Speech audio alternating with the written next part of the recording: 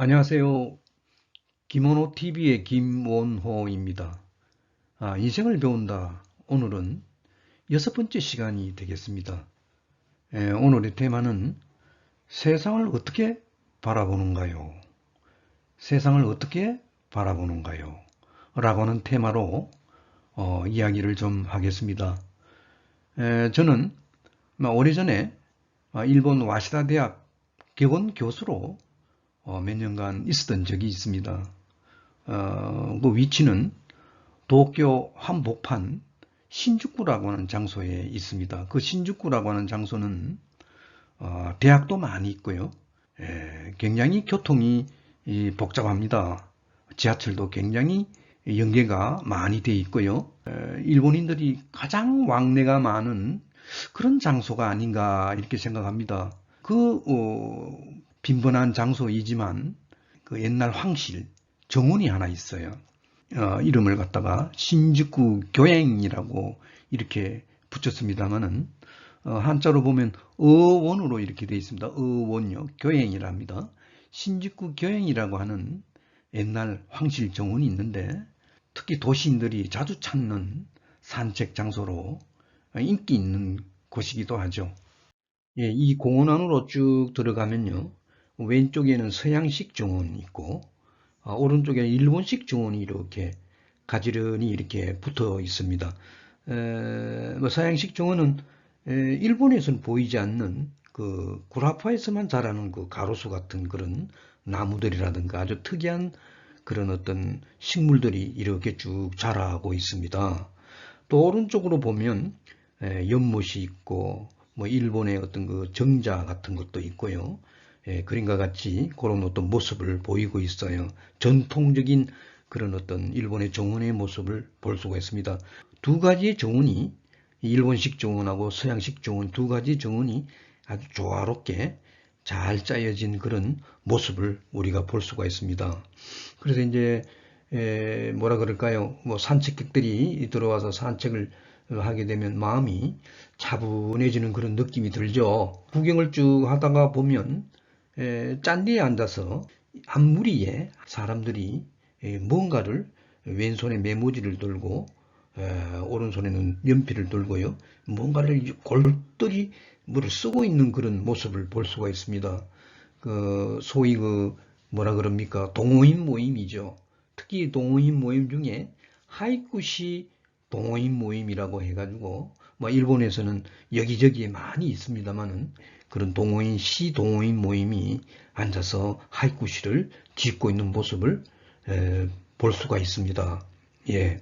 예, 이 하이쿠시라고 하는 이 시는 세상에서 가장 짧은 시라고 이렇게 이야기합니다. 기껏 해봐야 17자 밖에 되지 않습니다. 그래서 뭐 우리나라에 김삿갓이라고 하는 방랑 시인이 있죠. 한국에 방랑 시인 김삿갓이 있으면 일본의 방랑 시인 마츠오 바시오라고 하는 사람이 있다고 합니다. 그러니까 17세기 말이니까 400년 전에 사람이 되죠. 이 마츠오 바쇼라고 하는 이 하이쿠 시는요, 대가입니다. 이 분야에. 어떤 사람들은 하이쿠계의 성인이라고까지도 이야기하는 대단한 사람이죠. 이 마츠오 바쇼가 많은 하이쿠 시를 짓습니다. 그 중에 대표적인 그 시 하나를 제가 한번 간단하게 낭송을 하겠습니다. 고요한 산골에 봄날이 깊어진 어느 날 오래된 연못가에 깨구리 뛰어드는 물소리 퐁당. 다시 한번요. 오래된 연못에 깨구리 뛰어드는 물소리 퐁당. 요거는 이제 원 그 하이쿠 시의 원 시 그대로 직역을 한 내용입니다. 원래 그 원시는요, 적혀져 있습니다. 제가 한번 간단하게 한번 읽어보겠습니다. 후루이케야 가와즈 도비코누 미즈노 오토. 이런 식으로 한 줄짜리 시입니다. 근데 중요한 거는 575의 그 구성을 갖고 있습니다. 운율을 갖고 있습니다. 분석을 해보면요. 후루이케야 5자입니다. 그죠? 가와즈 도비꼬무 7자입니다. 그죠? 니즈노 오또 뭐 이런 식으로 아주 세상에서 가장 짧은 시라고 이렇게 이야기를 하는 거죠. 어떻게 보면 짧아서 간결해서 좋은 그런 느낌의 기분을 우리가 느낄 수가 있습니다. 그죠? 그래서 아까 낭송한 그 시가 다시 한번 이렇게 의역을 해서 한번 시를 풀어보겠습니다. 봄날이 깊어진 어느 날 고요한 산골에 주위가 너무나도 조용하고 평온했습니다. 평온했던 만큼 일순간에 정적은 깨어졌지만 곧 정적의 상태로 돌아간다. 이러한 그 어떤 이 시인의 그 뭐라 그럴까요? 그 신미안을 여기서 우리가 찾아볼 수가 있는 것 같아요. 아까 이 얘기대로 이 하이쿠 시는 575의 운율을 갖고 있으면서 한 줄짜리 시다. 기껏 해봐야 17자밖에 되지 않는 정형시를 이루고 있는 시가 하이쿠 시가 아닌가 이렇게 이제 이야기를 합니다. 그래서 이제 이 시에서 우리가 느끼는 그 분위기는 굉장히 좀 뭔가 압축된 모습이라 그럴까요? 안 그러면 절제된 그 아름다움을 표현한 그런 시가 아닌가. 더더욱 나아가서는요, 대자연이라고 하는 우주 한가운데에서 찰나적인 순간의 아름다움을 잘 표현한 시라고 이렇게 이야기를 합니다. 그래서 이 하이쿠 시를 지금 현대인들도 현대 일본인들도 굉장히 즐기고 있는 일본의 전통시 하이쿠 시입니다. 예. 이와 같이 일본의 하이쿠 시 이외에도 우리나라에 시조가 있고 중국에는 뭐가 있습니까? 한시가 있잖아요. 여러분들 아시다시피 우리나라의 시조는 생긴 것이 고려시대 때죠. 고려시대 중엽에 발생한 우리나라의 정통시입니다. 그래서 이제 매년 신문사에서 주최하는 신춘문예 대상에 보면 시조 부분도 있잖아요. 그 시조 부분은 아무래도 좀 현대풍의 느낌이 나는 그런 시조이죠. 그래서 그 시조의 그 특징은 아시다시피 초장, 중장, 종장, 3장으로 되어 있습니다. 그죠? 그리고 종장에는 그 첫 구에 반드시 3음절이 들어가야 된다라고 하는 그런 규칙이 있잖아요. 그래서 토탈 6구에 45자의 글자를 넣어둔 우리 한국의 정통적인 시조입니다. 많은 시조가 있습니다만은 대표적으로 유명한 황진이의 시를 한 수를 제가 한번 낭송해 보겠습니다. 산은 애산이로되 물은 냇물이 아니로다. 쥐야에 흐르거든 냇물이 있을손가. 인골도 물과 같도다. 가고 아니 오는 것은. 다시 한번 읽어보겠습니다. 산은 애산이로되 물은 냇물이 아니로다. 쥐야에 흐르거든 냇물이 있을손가. 인골도 물과 같도다. 가고 아니 오는 것은. 예, 참 그 아름다운 시조 같습니다.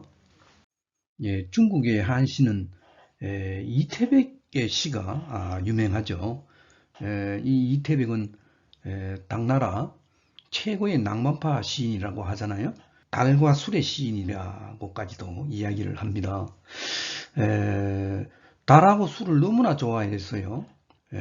술을 한 잔 거득하게 마시고서는 달밤에 달이 연못에 비치니까 그 연못에 달을 잡으러 뛰어 들어갔다고 하잖아요. 그래서 빠져 죽었다고 합니다.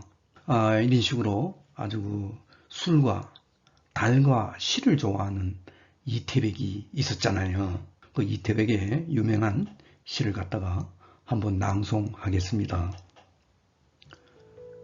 달빛 아래 홀로 술을 마시며 꽃밭 가운데 술 한 항아리. 함께할 사람 없어 혼자 마신다. 잔들어 달을 불러오고 그림자 득으로 3인이 되었구나. 다시 한번요. 달빛 아래 홀로 술을 마시며 꽃밭 가운데 술 한 항아리. 함께할 사람이 없어 혼자 마시구나.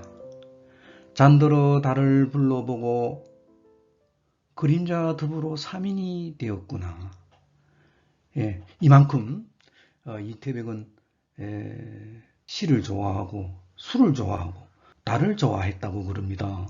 이런 식으로 한시는 굉장히 좀 시의 길이가 굉장히 깁니다. 그죠? 아무튼 동양의 시나 또 서양의 시는 예를 들지 않았습니다만은 일본의 하이쿠 시만큼 짧은 시는 외형적으로 짧은 시는 없다고 하는 것을 우리가 알 수가 있습니다. 그죠? 16세기에 일본에는 전국시대가 있었습니다. 이 한자를 보면 전쟁 전자입니다. 전국시대가 있었습니다. 그 당시 세 장수가 있었는데 이 세 장수가 그림과 같이 나무 위에 앉아있는 득연새를 보고 아까 설명한 그 하이쿠 시를 읊었다고 합니다. 이 세 사람은 오다 노부나가, 도요토미 히데요시. 이 사람은 상당히 좀 그 이름이 있는 사람이죠. 임진왜란을 일으킨 주범입니다. 그죠? 도쿠가와 이에야스. 이 세 장수가 다음과 같이 이렇게 읊었습니다. 오다 노부나가는 이 득연새를 보고 득연새야, 네가 울지 않으면 죽여버리겠어. 이렇게 읊었다고 합니다. 시는 그 하이쿠 시가 일본말로 이렇게 적혀져 있습니다. 그죠? 오치로의 운율을 갖고 있습니다. 헤아리 보면요. 도요토미 히데요시는 득연새야, 너가 울지 않으면 내가 울도록끔 만들겠다고. 이렇게 하이쿠 시를 지었다 합니다. 마지막으로 도쿠가와 이에야스는요. 이렇게 시를 읊었습니다. 득연새야, 너 울지 않으면 너가 울 때까지 내가 기다려줄게. 굉장히 어떻게 보면 좀 포근한 그런 느낌이 듭니다. 그죠? 이 세 장수의 그 시를 짓는 그 마음의 자세를 보니까 여러분들 어떻게 생각합니까? 그 중에 그래도 도쿠가와 이에야스라고 하는 이 장수의 그 마음가짐이, 그죠? 좀 그래도 멋쟁이가 아닙니까? 그죠? 괜찮은 덕장이라고 이렇게 생각할 수 있는 그런 시라고 생각할 수 있습니다. 결론을 내리겠습니다. 이와 같이 그 세 장수의 어떻게 보면 인생관이라 할까요? 확실히 우리가 파악을 한 것 같습니다. 어떻게 보면 세상 만사를 어떤 기준으로 바라보느냐, 알아보는 관점이 되겠죠. 그죠?